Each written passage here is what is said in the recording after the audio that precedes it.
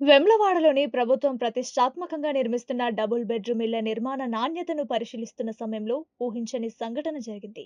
స్థానిక ఎమ్మెల్యే, ప్రభుత్వ విప్ అయిన ఆది శ్రీనివాస్, సిరిసిల్ల ఇన్ఛార్జ్ కలెక్టర్ గరిమా అగర్వాల్ ఇద్దరు నిర్మాణ స్థలాన్ని సందర్శించారు. నిర్మాణ పనుల పురోగతిని, ఉపయోగించిన సామాగ్రి నాణ్యతను పరిశీలిస్తున్న క్రమంలో వారు నిలబడిన ప్రాంతంలోని ఫ్లోరింగ్ ఒక్కసారిగా కుంగిపోయింది. ఫ్లోరింగ్ పగలడం లేదా క్రాక్ అవ్వడం కాకుండా అంతా ఒకేసారి భూమిలోకి కుంగిపోవడంతో అక్కడున్న వారంతా ఒక్కసారిగా వక్కయ్యారు. ఈ ప్రమాదంలో ఎమ్మెల్యే ఆది శ్రీనివాస్, కలెక్టర్ గరిమా అగర్వాల్ ఇద్దరికీ పెను ప్రమాదం తప్పింది. ఫ్లోరింగ్ కుంగిపోయి వారు కిందకి పడిపోతున్న సమయంలో వెంటనే స్పందించిన పక్కనున్న వారిని వారిని పట్టుకొని పైకి లేపారు. ఈ అసాధారణ సంఘటన అక్కడున్న ప్రతి ఒక్కరిని భయాందోళనకు గురిచేసింది. రాష్ట్ర ప్రభుత్వ ప్రాధాన్యత పథకంలో భాగంగా నిర్మిస్తున్న ఇళ్లలో ముఖ్య అతిథులు సందర్శించినప్పుడే ఇలా జరగడం నిర్మాణ నాణ్యతపై అనేక సందేహాలకు తావిచ్చింది.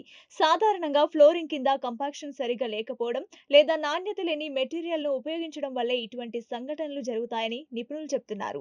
నాణ్యత లోపమే ఈ ఫ్లోరింగ్ కుంగడానికి ప్రధాన కారణమని ప్రాథమికంగా తెలుస్తోంది. ఈ ఘటనతో ప్రభుత్వ నిర్మాణాల నా రిపీట్.